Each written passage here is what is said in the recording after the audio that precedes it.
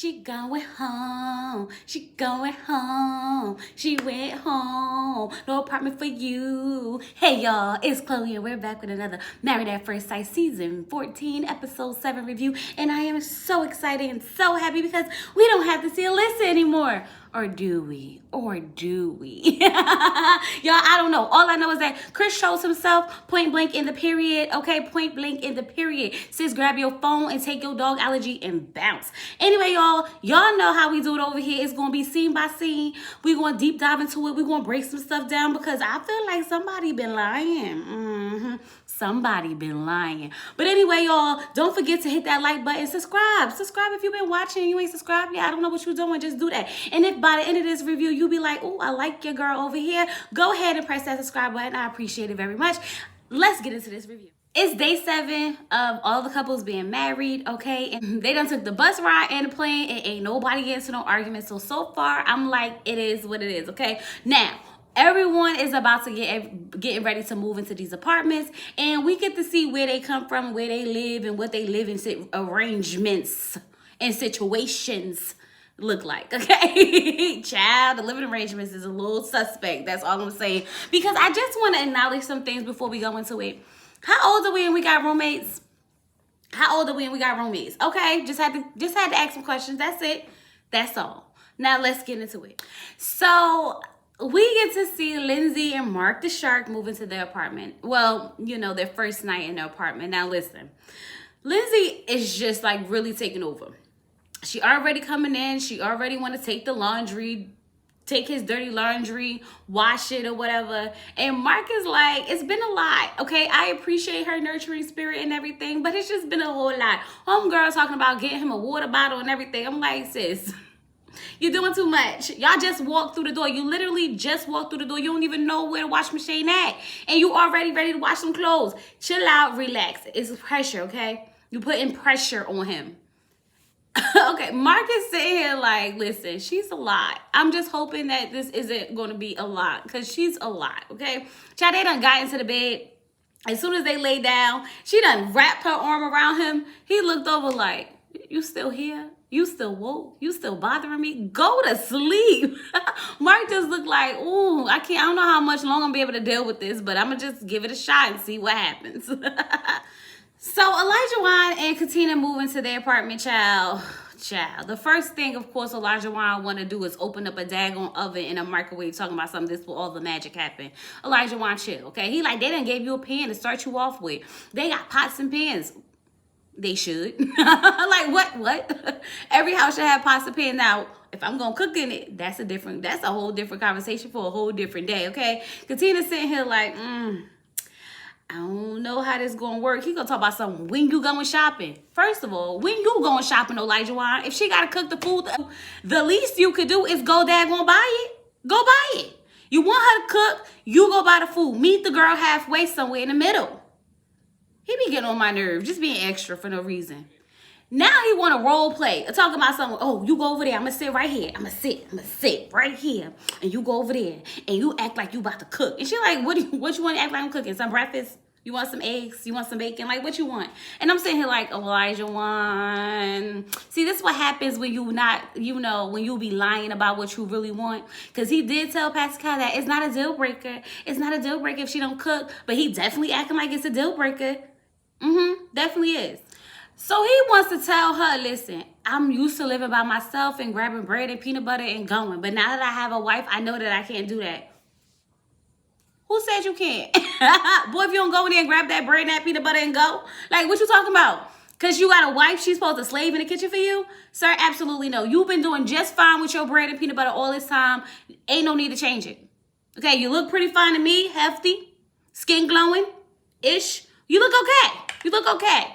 Muscles tight, okay? The peanut butter been doing you good, bro. They've been doing you good. You don't need Katina to be up there making you breakfast every morning. I can understand if you want her to cook you dinner. But she got to cook you breakfast, lunch, and dinner. Boy, if you don't, go ahead. Go ahead. Katina, go ahead and go ahead and order that DoorDash, that Uber Eats, that Postmates, or whatever it is that you need to order. Go ahead and do that. Make sure he eat. Because that's what she said. I'm going to make sure he eat. I ain't got to cook it, but I'm going to make sure he eat. Now Katina over here just feeling pressured to cook when she ain't got to. You don't have to, sis. That man gonna eat. Whether you cook it or not, he gonna eat. I just hate the fact that he put so much emphasis on it. Like, Elijah Wan, I'm gonna need you to relax all the way, sir. Unless you gonna get in that kitchen and start cooking something. Because last time I checked, you did say that y'all could cook together. Remember at the wedding, you was like, well, we could cook together. Okay. So I don't need to hear you making some suggestions on how you gonna be in this kitchen with her. Noy and Steve move into their apartment. First of all, I just want to know why they keep giving these couples these small beds. Like, what is these full size? They not queen. Why they keep giving them these full size beds? Like they want them to be on top of each other or something. Like that's what it's giving. But why they gonna give Steve this little old bed knowing that this man is super long? The bed is like this big and he's like this big. The math ain't mathing, okay? The inches ain't adding up, okay? And then on top of that, they got pink and white sheets. Like, Steve's a whole man. You got to get him something neutral. Give him some grays, some blacks, you know, some browns, something a little neutral, burgundy, okay? Don't go straight for the pink. Who decorated this apartment for them? The neutral space that Pastor Cal said they supposed to have. Not looking real neutral up there in Noy and Steve's house, just saying. So they lay down in this bed to see if he fit, and he fit. Okay, good for you, Steve. Soon as they lay down, she's talking about something, oh, and this is where my dog gonna go. And he was like, the dog gonna go where? She like, yeah, right here. He like, we can't get a little footbed at the bottom? And she was like, no, he's going to want to sleep right here. Well, if you going to want to huddle, if you going to want to cuddle up with your man and probably do some, you know, you're going to have to put the dog on the footbed or better yet, outside the door. Okay? He don't get to run the house. It's the dog. Don't come for me, dog people. But he don't get to run the house. It's a dog. You're not single no more, Noy. You got a whole husband and his bed now. So you don't need to cuddle up with that dog. Go ahead and cuddle up with your man. Just saying. Steve just want her to know, like, well, listen. It's a new environment, okay? We need to make some adjustments. And this is the time to, like, you know, wing the dog out of the bed. This is the time to make the adjustments. He can't be sleeping on my pillow. Okay? I don't want no dog in my face on the pillow. What you talking about? He gonna have his own pillow. No way, go ahead. Go ahead, girl, because you're doing too much. You're doing too much. Between you and Elijah Wan already and that daggone Lindsay already moving into these apartments, y'all just doing too much. Chris gets to move into his apartment, y'all. Chris get to move into his apartment. Chris came in and put the keys down on the daggone counter, okay? Alyssa somewhere mad she ain't get to move into that apartment. Girl, you'll be all right. He told you could come, but you ain't want to come. So Chris is in his confessional just saying he's confused. Like, he doesn't even understand why she keeps saying they're not compatible. Like, he's hearing so many different things from all these different places, from political views to personality traits and all this other stuff. Just hearing just about everything, but nothing straight from her. And at this point, I'm glad Chris is at that apartment by himself. Get you some good sleep in this apartment that Alyssa want to be in so bad, and just enjoy it, because just knowing that you there and she want to be there should be enough for you, Chris. It should be enough. He says that he want to ask her about some of the stuff that he heard, just to, you know, clear the air, because she said, if you hear something, come talk to me. But the boy don't even got her number. He don't even have her number. How did you marry someone you don't have their number? Because that just shows, Alyssa, that you was never there for the right reasons to begin with. Because you didn't even give the man your number to at least attempt to have a conversation with him whatsoever. So Jasmina and Michael are supposed to be moving into this apartment or whatever, okay? So they standing in the kitchen talking, and I'm sitting here like, what's about to happen? What's about to happen, okay? So Michael basically asks her, like, you know, it's going to be a lot, especially, you know, living together and seeing each other every day, okay? She was like, you mean like living with a guy? Because my current roommate is a guy. The only difference is like we sleep in 2 different beds in 2 different rooms, or whatever the case may be. So she asked him, like, so have you ever lived with a woman? And and Michael says, no, never lived with a woman. Michael, see, the face is too straight for me. Okay, you got a straight face. No, never. Never, ever. I don't even know what women look like. Nope. Not in my house. Not an apartment I share with anyone. Nope, never. He got the nerve to talk about something. It's new territory for him. That's my stare down. I'm staring him down right now, as if I'm talking to him myself. It's new territory for you, Michael? You sure? You sure? Mm-hmm.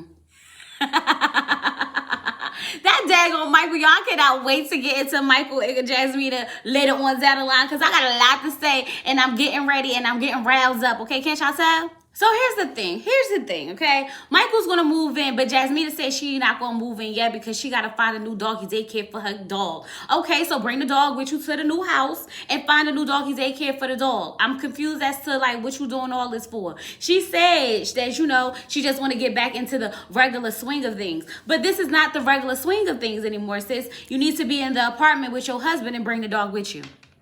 Okay, if you don't want to be there, just say that. Don't come up with these excuses. We don't need it and we don't want to hear it. Jasmine, if you checked out and you want a divorce, make this your decision day too. Just do it. I mean, everyone's doing it. It's the thing to do now. And I'm completely with you, Michael, on this, okay? Michael, like, I think, you know, stepping away is not healthy. Like, we just got married. We need to be together. We need to be bonding. We need to be, like, learning how to coexist together. And you going to your apartment is not going to help any of that. But okay, sis, do you? The part that gets me the most is that he's trying to tell her, like, just because we have an argument, like, we don't need to make this a habit where we go somewhere else. She wants to tell him, this isn't about me needing space. This is about me just trying to figure out things with the dog. Girl, bye. The lies, and the more lies that you're going to sit up here and tell. But okay, sis, go on. So we get to see Noi's apartment first, okay? Steve comes over, and it seems like Sushi kind of likes not like Steve, okay? Her apartment is pretty small, very, very small. He somehow managed for Sushi, the dog, to have 3 beds in this small apartment, okay? I'm just sitting here like, y'all really be going all out for these animals. I need to meet some of y'all, okay? I'm just so curious, like, how y'all become, like, so in love with these animals. Don't get me wrong, y'all know I love my cat, honey, but the cat ain't getting all of that. I'm just saying, she ain't getting all of that. Steve ain't really feeling this dog, okay? Poor Steve. Steve, like, so, like, dude, is he house trained? Because, like, my brother had a dog, and I got to pick up the poop from that dog. And she like, well, the dog does poop, and we do have to clean it up. See, sis, this is what I didn't sign up for, okay? You could just see you could just see, like, Steve's brain just turning and turning and turning, like, why? Why did I get the girl who got the dog? Okay? I just feel so bad for Steve because you could tell he not feeling it, but he ain't gonna say nothing.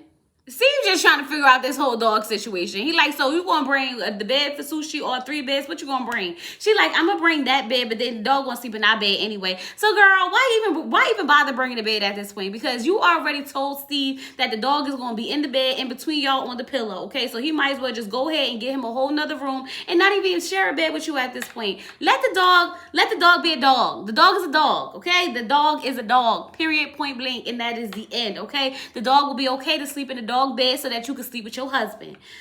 Oh, child, why get married if you just want to be with your dog? Something's telling me that Sushi is an emotional support dog for Noi. I feel like she has anxiety herself of even thinking about the dog not being close to her. And if that's the case, I can get why she's struggling so bad with it. But she's going to have to figure something out because the way that Steve looks around this dog and the whole setup and the situation of it all, he's looking like he's very concerned and he doesn't know if this is something he's willing to deal with. Y'all. Okay, wait. So when Lindsay and Mark pull up to Mark's house, y'all, I am cracking the heck up because they got the mask on, the whole white suit, the hazardous suit, okay, it's zipped all the way to the top, the hood is tied on tight, like no air, no nothing can get in, okay, they got the boots on, the booties over it, they look like they about to go into war.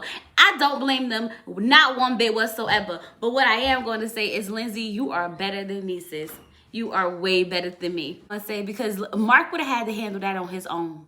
I'm sorry, especially since you had your own experience with the bed bugs and you know how traumatic it was and you were still itching from this day. Watching this, I was itching. Right here, this is where the itch hit me, okay? So you better than me. I'm with you, girl. Support your man. Wouldn't be me, but good for you, okay? And then the simple fact that when they in there, they just throwing all this stuff into a bag. He pulled out the plate and was like, I took these plates from my mom's house and I put the plates and I took these plates from my mom's house and I only eat off this one plate. Then I usually wash it and put it back. She like, but does holding that plate give you joy? And he was like, no. Like, what are you talking about? And she was like, okay, then it's trash. We'll get new plates. I said, oh, God. She's literally going through all this man stuff like, this is trash. This is trash. Throw all that stuff in the bag. Throw all that stuff in the bag. Okay, get all this stuff. Mark is like, oh, hold up. Like, I get it. I know it's a lot going on. But like, for the life of me, like, give me a second. Give me a break. Now, I'm not mad at you, Mark, because I understand. You're losing all your stuff. You got someone down here pressuring you to get all your stuff out. And you need to take a break to really process what's going on. It's a lot going on, okay? I get it. But Lindsay, on the other hand, is like, I got to get up out of here. I'm not about to be in the bed bug infested house for too long. I'm gonna grab my stuff and I'm gonna get out of here. Now, we came up with a theory in the open chat last week, okay? And this is what we decided. We think that Mark lives in the attic of the landlord/mother's house, which is why she knew that he had the bed bugs. Because it was given very much attic apartment. And that's why she was able to move out all the furniture and everything. And the only thing left was for him to come get his stuff. And then I was sitting here like, well, if he live in the attic, then what's up with the lease? Why we got to do a whole lease situation? Since it's probably not even legal, but that ain't my business. So now we get to Elijah Wan's house, and he just got to be dramatic as ever, okay? He want to hold hands and have her outside on the parkway, okay? He about to get hit by a car. She about to get hit by a car, whatever the case may be, because he just want her to stand back here and look at the house. I mean, like, really look at the house. Like, just look at the house. Could you imagine us doing this every day? First of all, y'all not about to be walking up to the house holding hands every day like, ooh, we could do this every day. Elijah Wan, stop it. Just go in the house. Just go in the house, okay? He wants her to imagine the kids running in and out of the house, running in and out. And she's like, we not about to have no kids in this house, but okay, if you say so. But we definitely not about to have no kids in this house, but okay. Because like there's a highway right here. And if my kids come outside to play, they might get hit by a car. But okay. Go off, sir. Go off. Child. Elijah Wan full of himself. He don't realize that they about to sell that house, okay? When it's time for them to have kids. He don't even get that. He not even thinking about that. But I bet you Katina is, okay, in her hat. So Elijah Wan brings this girl inside his house, okay? I'm not going to hold you. It's not a bad house, okay? It's not like the worst house we ever seen, okay? It's his house. The fact that he has a house is great for him. But can we talk about the curtains, Elijah Wan? What's up with the curtains? Why do they look like they belong in a diner somewhere? Why do you have these curtains in your house? It looked like your grandmother was like, baby, take these curtains and put them up because you ain't got nothing on your windows. Or she would say, take them sheets off your window and put these daggone curtains up. Like, she just had to find something for him to put on his windows other than what he didn't have or did have, okay? A sheet or nothing, okay? It was either going to be a sheet on the windows or nothing for Elijah Wan. So grandma said, baby, I got some curtains that you could go ahead and put up. And he put the little teapots, the little coffee pots up there, child. And I was sitting here like, Even Katina is sitting here like, like, absolutely no. This is not going to work for me at all, okay? But it's okay. I mean, there's some things we're going to have to tweak. We're going to have to twerk. But it's okay. It's okay. They go downstairs into the basement. It's a big TV down there for the little workout section, okay? She wants to, of course, change the color of the walls and things like that. And he's just like, do you know, like, that's going to cost a lot of money? Like, you serious? And I'm like, Elijah Wan, you want her to be comfortable. You want her to be comfortable. You want her to feel like it's y'all home. Then y'all going to have to find a way to compromise. Now, I'm not going to say, go ahead and spend $30,000 on renovating this house because y'all selling this house. Don't ever think that Katina is not thinking about selling that house, okay? But we can paint, okay? Paint is not that expensive, about $30 a jar. You might need about 2 per room. Go in there and y'all could paint yourself and y'all could just, make this a y'all thing, okay? It could be an activity that y'all could do together. Don't go spend $30,000 unless y'all want to renovate so that when y'all sell, y'all can sell for more. Because I will tell y'all right now, they selling that house. I'm just letting you know. Child, Lindsay house is a whole ball of confusion, okay? It got plants, okay? One that's called Lindsay, okay? She got a squatty potty. Don't even know what that's about. But the whole thing is that Mark goes in there and he's like, it's kind of cluttered. It's kind of small. Like, I don't understand. Like, it's really small. Like, how am I going to come here? First of all, sir, what did you expect? Is one person living in this apartment. Just like your little attic apartment was small. Don't come in Lindsay's house acting like it's so small you ain't never been in a small space. The audacity of you and your bed bugs after she done went over there and helped you clean out all that stuff and invited you to move into her house. You got the nerve to talk about something that's small. Boy, bye. Go back in your attic with the bed bugs then. Because that's small and it's infested. So now what? I don't hear nothing. Oh, okay. Y'all, Steve got an apartment. Van life, Steve disappointed me, okay? I wanted an apartment of the van so bad, okay? I wanted to see if it was going to be decked out so bad, but was it? No, because he gave us an apartment. Steve, I'm disappointed. Steve, I'm disappointed. I want y'all to know that I wanted to see a van and we didn't get the van, okay? We got the apartment. But in the apartment, y'all, is some daggone LED lights, and I'm here for the doom doom doom doom doom doom doom doom doom doom doom doom doom doom of it all, okay? You can set the mood with those, okay? If you want to have a red light special night, you can turn them red, okay? If you want to have a party, you can have them ding ding ding ding ding ding ding ding. If you want to just set them down low and watch a scary movie or a nice love movie, you can just set the mood with the LED lights. Now, me personally, I don't got none, but I'm thinking about getting some. My daughter got some, and they pretty cute or whatever the case may be, but she's just making it a big deal. Girl, if he gonna deal with your dog sleeping in the bed, the least you could do is deal with the daggone LED lights. And that is just it. And that's just that on that. Period, Noy. Okay, he got to deal with the dog sleeping in the bed with y'all, all up on the pillow, in the face and everything. You can deal with an LED light or two. Just my opinion. So, y'all, Jasmina tells us that she told Michael that she was, going to go find a dog, that she was going to go, go home and find a new place for the dog to go or whatever the case may be. But that was a lie, okay? She really needs to go home and reset. I'm so tired of everybody going home to reset. Now she's gonna go see Michael's apartment, and this ain't gonna make nothing no better, okay? So now we get to see Michael's room, and the first thing Jasmina points out is a big old picture of a silhouette of a woman talking about something. Who was that? Who was that? Michael was like, oh, it was just a gift, it's just a picture. It's just a gift, like, it's no one specific. And I looked at the picture and I was like, it clearly looks like no one specific, Jasmina. Chill, sis, chill. That girl gonna find a way out of no way to get out of this, I'm telling you. Now, let me tell y'all something. Jasmina knows something up. Because Jasmina is walking around this apartment like, so you like crystals, huh? Whose little golf stick is those over there? She's like, how many roommates you got, Michael? Michael's like, I got 2. Now, you can see the concern on his face starting to set in, okay? And she was like, I don't see a lot of you in here. It's a lot of the roommate stuff. And Michael's sitting there on that couch like, oh, God, it's about to happen. Is she gonna find out? She gonna find out. You could tell she's trying to fish, okay? She like, so are you and your roommate friends? Or do you like kind of like just separate and do your own thing? Because Jasmina know what's up. Okay, Jasmina said, girls live here. Girls live here. You can't fool me, Michael. Girls live here. Jasmina said, Michael, where's your roommate? Somewhere here. And then you see the ghost of Christmas past go in and close that door. Michael's eyes got so big, he looked like Mark the Shark. He was like, I told that girl not to come out that room, and she came out that room. She got some nerve. She knew I was bringing this girl over here for the first time, and I told her I didn't have any girls I live with. I'm so mad at her right now. He tried to play it cool, though. He definitely tried to play it cool. Ciao.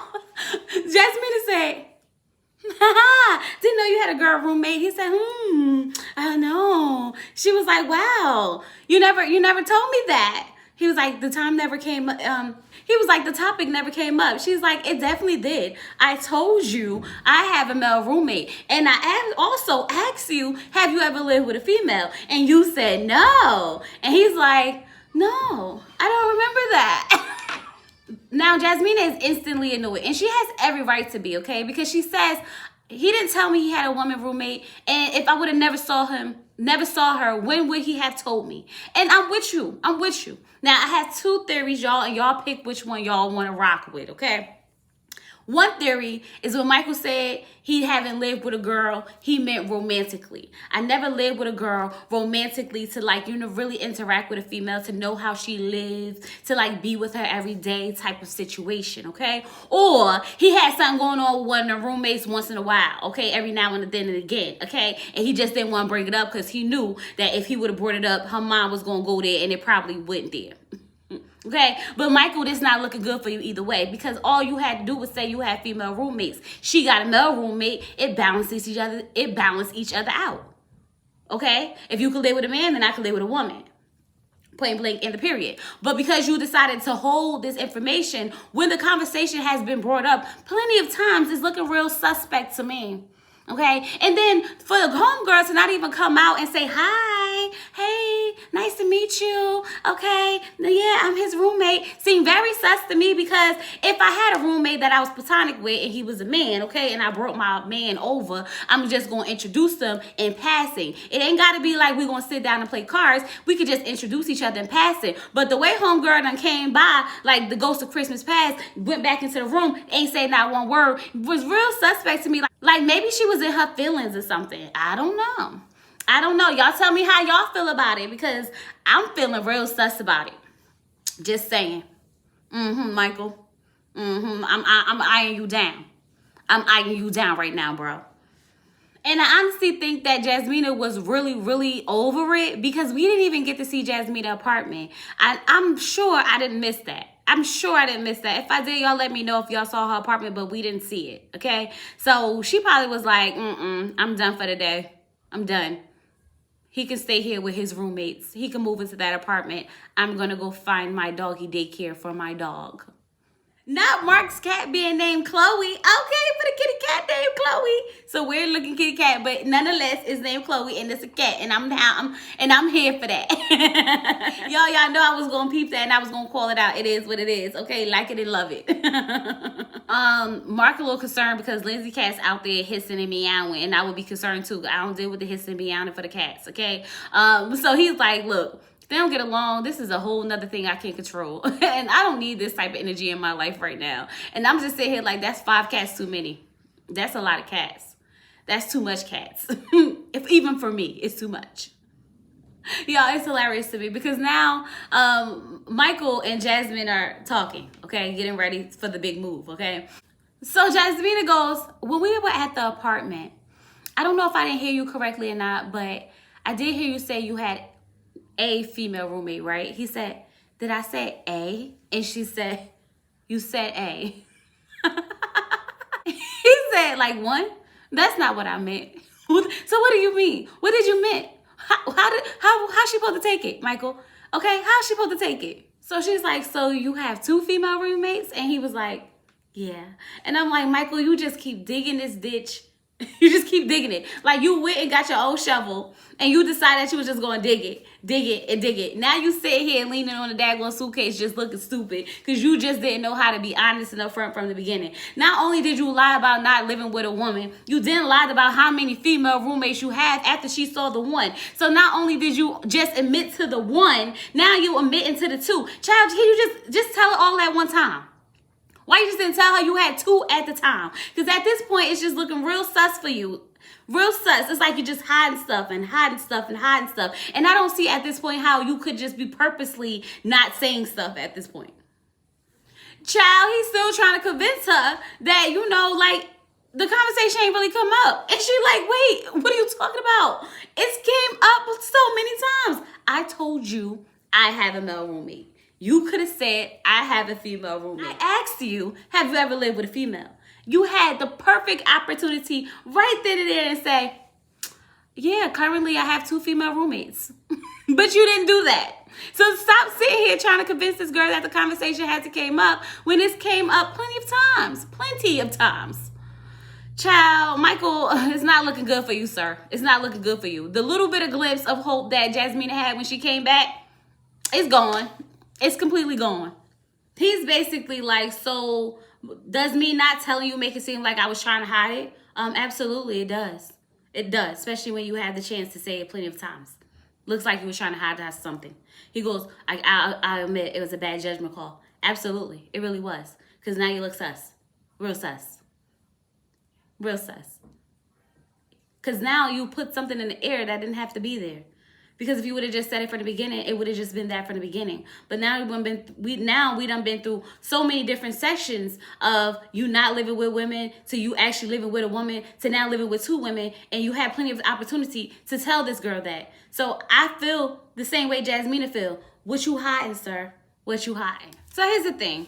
We get back to Lindsay, okay? And Lindsay's talking about how Mark's life has been blown up, you know, since they got back. You know, she's telling his business about his grandmother being like 70 pounds, okay? The whole situation with the landlord, okay? Just a lot going on with Mark's life. And she's not really sure who he is right now. You just said and self-identified what was wrong with Mark, and yet and still you want to talk about something you don't know what's going on with him. The man's whole life is in shambles. And he's trying to process the shambles and try to figure out how to put it all back together, Lindsay. Doesn't take a rocket science to figure that. And you're being selfish because you're just so concerned about how he's not giving you all the attention in the world when you just said his whole life is in shambles. So now Chris goes to meet with his friend Nick. Okay, they're going to sit down and talk about how much of a Alyssa is, okay? And Alyssa's going to go sit down with her mom and talk about how much she hates Chris, okay? Everybody hates Chris. I don't know. It was in my head, y'all. Don't mind me. So Alyssa is asking her mother what she thinks about Chris. And her mom's like, I kind of thought he would have been a cowboy, but he's not, but he is cute. Alyssa was like, so you think he's cute? Oh, okay. And she's like, he is nice. He's a sweet guy. And she's like, but that's the thing. You didn't get to see how he treated me. So how did he treat you, Alyssa? How did he treat you, Alyssa? Because the delusion in your brain is like beyond me at this point. Meanwhile, Chris is over there telling his friend, like, she said we're not compatible because I don't have the tattoo that her psychic said I'm supposed to have. Y'all, I was cracking up. His friend was like, what? She's crazy. Exactly. She's crazy, Chris. Move on. So her mom asked her, so what do you think some of the core values are that you guys have that you are not compatible with? She's like, the lack of respect that he has for people, for certain people. And like he posted on his, Facebook or whatever that, defunding the police. And I'm sitting here like, go ahead, Chris, for the people. For the people, okay? First of all, I don't understand what that means.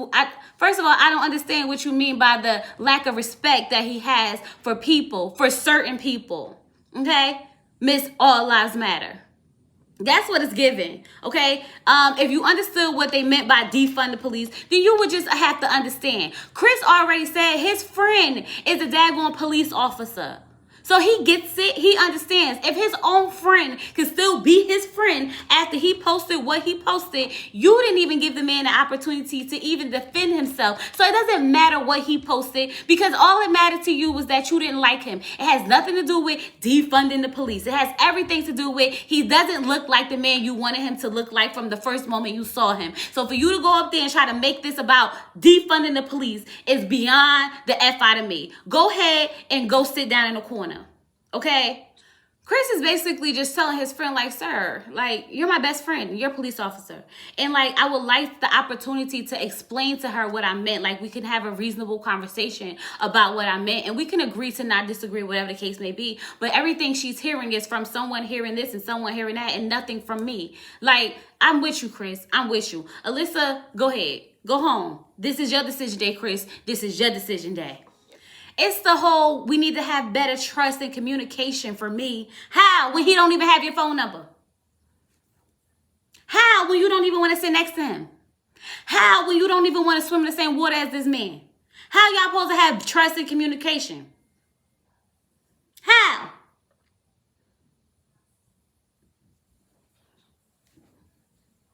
It don't add up. It don't add up. So now Pastor Cal is going to go meet with all the couples. He finally about to do some counseling or whatever. After he done watched all of them go through all these problems, he finally decides that it's time for him to step in and give them some advice and get down to the nitty gritty of everything and cause more arguments. Okay? So the first couple Pastor Cal goes to see is Jasmina and Michael. And y'all, this conversation gets intense. Real intense. So Pastor Cal says, how's everything going? And Jasmina says, he said, well, that said a lot, okay? I know it's in a honeymoon. Your relationship started to spiral. So, like, what went wrong? So Jasmina gets into it, okay? She says a lot of the conversations that we had, he chose to talk to me, he chose to talk to me very aggressive, especially off camera. And he was very loud, and he had a tone. Just very disrespectful in general. She says, look, I also know that he's not at a 10 when he's talking to me and that it could definitely get worse. Pastor Cal says, so how do you know? So what you're saying is that he has the potential to explode and just go off the wall. She's like, well, he did tell me that he had this problem in past relationships. Even his family says the same thing. Michael's like, it's kind of like, because I told her this, she's using it against me. Like, it backfired on me being open and honest with her about the things that I'm working on. It backfired against me. She's like, Michael, every time we have a problem, you yell. And there's no cameras to show that side of it. Michael said, I don't yell at you.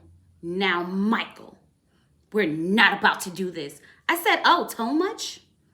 It's a tone for me. The tone you was talking about, Jasmina, sounds like a tone. Sounds like you want to get loud, okay? So it's not a problem when you do it. It's not aggressive when you do it. Okay, because last time I checked, most times when people argue, they do get a little loud, okay? A lot of times when people argue, there's a little tone in it, okay? I'm yelling at y'all right now. There's a tone in my voice right now.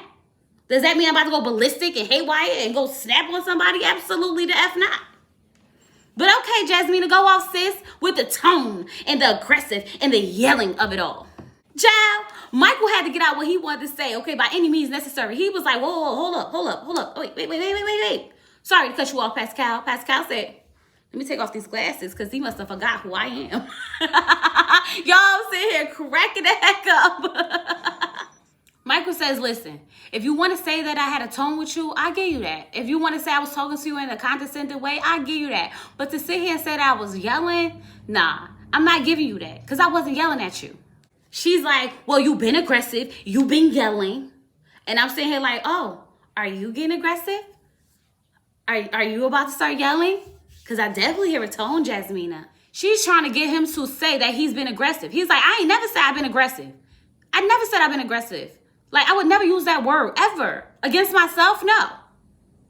Pastor Cal said, but here's what we're going to do. You're going to listen to me. Because I want to talk about y'all communication and why it's not working. Because I can see what's going on here.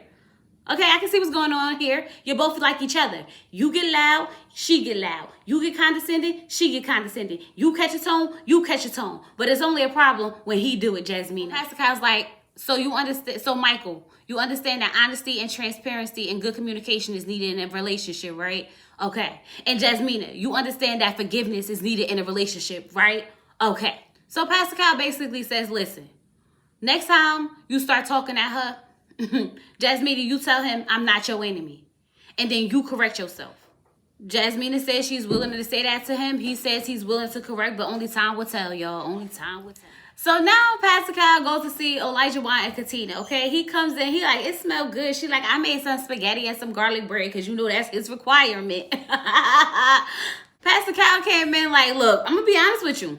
That wasn't a deal breaker for Elijah Wan, okay? Nope, it wasn't a deal breaker for you to be a cook. And she like, really? So he's switching up on you? He's switching up on me? That's what's happening? Now he's talking about something that's important, really important to me. Elijah Wan, shut up. Yo, he get on my nerve.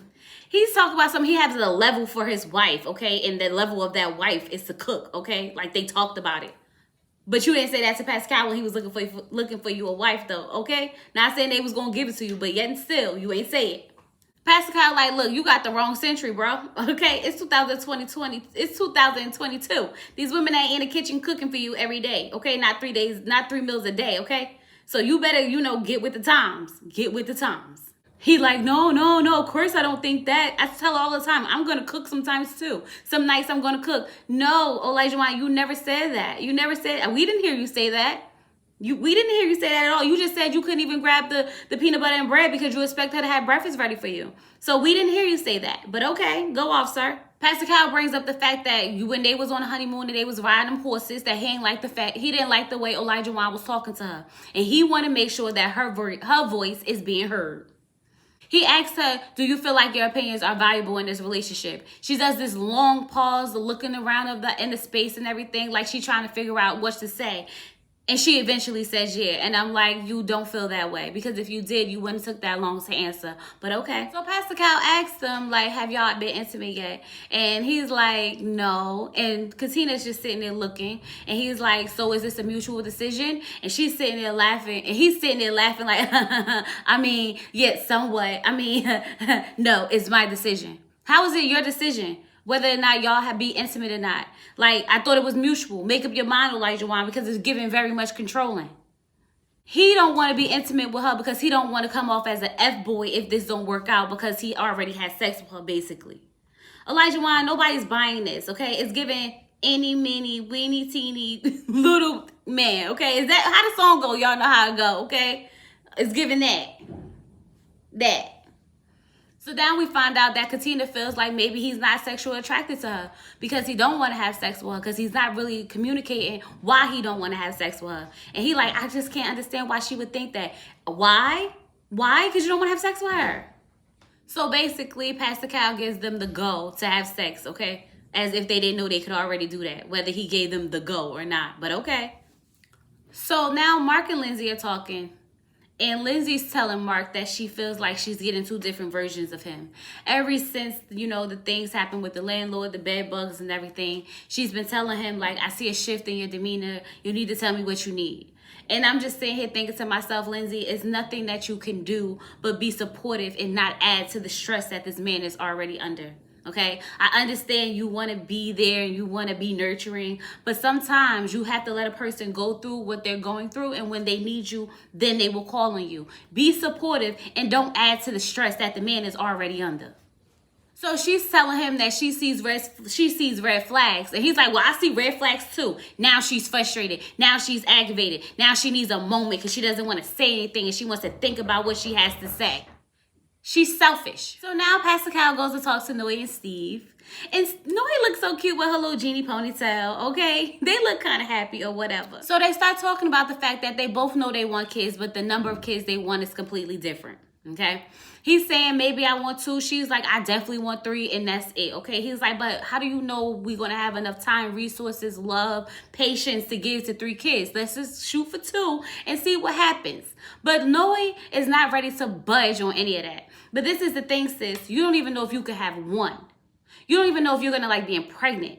You don't even know the stress that may take on your body. You don't even know there are women who die every day from having children. There are women who get diabetes, high blood pressure, and everything from having children. You don't know the stress that this can take on your body to just say, I want 3, I'm going to have 3. Because God forbid, what if you can't even have 1? Just say, I want to have as many children as God will allow us to have. And if 3 is the max, and 3 is the max. Okay? So if God allow us to have these kids, I'm shooting for 3. Now, how we get there, if we get there, is all up to God. But all I know is I want to have some kids. It's just like, girl, you pushing it and pushing it, pushing it. What if you do have a special needs kid, like Pastor Cal said? Do you really think that you may have the time and the patience for another one? Yet alone 2 more? You never know. Anything could happen. Take it day by day. Y'all both want kids, and that's good enough to agree on. Okay, let's not make this difficult than what it gotta be. He's fine with 2. And we can shoot for 3. If the 2 come out fine and everything is going good and we got the money and the resources, time and the love, I'm here for the 3. So for you to be so hell-bent on this 3, girl, you don't even know the half of what it takes to even have 1. Especially in 2022 when these kids is just doing whatever they want to do. Sounds like my own life experience. I just don't get her logic of how she won't compromise on 3. Girl, it's not really up to you. It's not. Blank, blank, period. Because if it was, I would have my 2 by now. Just saying. Just saying. So then they start bringing up finances. And she was like, of course we talked about finances a little bit because, we both want kids and kids are expensive. Okay? And the fact that, he doesn't really have a job concerns me because, kids are expensive and we want to have kids. And I grew up in poverty, so I want to have a stable life. And I'm just sitting here and yet they still match you with a man with no job. Okay, great. Noe gets emotional because it scares her to maybe have kids that have to worry about money and not being financially stable. And she's really hurt, crying because she's been there and she doesn't want to bring her kids into the environment. She doesn't want to go back to feeling financially unstable, especially after she worked so hard to, get stable. And I feel like if y'all knew that this girl was going to be so emotional about this, and so really hurt and triggered over this, why would y'all do this to her? It's like bringing up past trauma and then trying to tell her to live through it again. So Steve's thing is like, listen, I can make money. Like, you know, he in photography, logo designing, web design. That's money, okay? But he says that he knows he needs to get back into his career to have a steady income. And that's what Noy needs, something steady. I'm here for the freelancing of it all. I'm here for the self-employment of it all. But we have to find a way so you to be free, okay, and making steady money. Especially if you want to have children, okay? That's what he needs to figure out how to do that. Now, if you want to do web design, then you start your own web design business so you can have a business and steady income. But don't jump from here. You can't do 5 different things at one time and expect for it to be a steady income. You can start with one thing and then build on top of it and build on top of it. But you just can't keep reaching into stuff and pulling stuff out the hat. Now, he's into IT, which means that he can get a job just about anywhere. So I'm not even worried about Steve being able to make the money, okay? But it's about, what does Steve want to do now? What is Steve's goals, his future? What does that look like for Steve and his family? And that's what's bothering Noy. And that's why she's scared. And that's why she's crying. Okay? Because he needs to have a 401k. He needs to be able to have health insurance. Okay? What does this look like for our future? So Pastor Cal goes to Mark and Lindsay's house, y'all, and like Lindsay is sitting out on his balcony like she don't want to come out for the conversation. But sis, you know you got to come off that little old balcony and have this conversation. First red flag, Lindsay don't need to pour herself no wine because we already know how she get when she start drinking. And the first thing she do when she come off that balcony is pour herself a glass of wine. So Pastor Cal asks him how everything is going. She basically says that Mark's not giving her the best version of himself. And she's literally been there for him every step of the way. And they have been really open and honest and transparent and vulnerable from day one. So she doesn't understand like where all of this is coming from. And she wants him to see that he's not giving her the best version of herself. Selfish. But okay, how can he give you the best version of himself when he's not the best version of himself? And if he can't even be vulnerable enough to not be the best version of himself, says a lot about you, Lindsay. But go ahead, go off, sis. She wants to go on about how, you know, he's not being open and vulnerable with her anymore, and they not having sex anymore. He don't want to hold her hand anymore. And I'm just sitting here like, go off, sis, go off. She's literally sitting there crying. I'm so mad. I'm so furious and all this other stuff and crying and being dramatic and talking about how work on us. We need to work on us. You are so self-centered and so selfish, and you claim you want to be here for this man, but yet still you're making everything for him even more worse, as if he don't have a whole lot of other stuff going on in his life. It's okay for you to sit here and make it worse, right, Lindsay? Right? You can't understand for a second that this man is just trying to pick up the little bit of life that he had left from when he left to go on vacation before he married you, but you don't get that. That's real marriage. When things go haywire, you just need to be able to support. No one's asking you to do anything but be a support. Pastor Cal says, you're afraid. And he's like, of what? Of saying stuff to her. And I told y'all that Mark don't want to tell Lindsay how he really feel about anything because he's scared that every time he open his mouth, she's going to blow up, which is exactly what happens. Whether he open his mouth or be quiet, she's still going to blow up because it got to always be about Lindsay for some daggone reason. So while he's sitting here trying to explain to her everything that he's been going through, he's telling her like, look, you're a lot, okay? When I first met you, everything was fine, but you're a lot, okay? The incident on the plane, the incident at the beach, like you're just a whole lot. Like we've had intimate moments where everything was great, and then there's times when everything doesn't feel so great. He gets emotional, okay? Because he's trying to get out what he wants to say, but he's trying to figure out because he know he doesn't want to hurt her feelings because he cares about her, okay? And here she goes, it's okay, get it out. You want me to get some water? Lindsay, shut up, because you caused all of this. He's basically like, look, I respect her enough to tell her I want to go slow. And like the way she responded was just like crazy. Like it just hasn't been the same. He like, the sex is great, but if I'm not feeling like me, I can't just go and bang you out. I gotta be feeling it, okay? Like I want to do it, but I'm not feeling it. So it's not doing what it's supposed to do. When he said to her, I feel like I'm not in my own skin. and I've seen you poke. So I don't say anything because I don't want to get poked. I just be quiet. That should tell you a lot about yourself, Lindsay. It should tell you about your character and how bothered you make people and uncomfortable you make people. Not just the people you poking, but the people around you who see you poking. Pastor Cal says, so how does it feel to hear him say that he doesn't feel comfortable expressing himself around you? She's like, I feel like I never gave him a reason. You gave him plenty of reasons because when he tried, you wanted to start this whole argument. You wanted to cry and walk away and say how he's an effed up person and he shouldn't use the bathroom around you or even chew his food, okay? Remember that? How extreme you took it, how far you took it when he tried to express his emotions and feelings to you. So he's shutting down.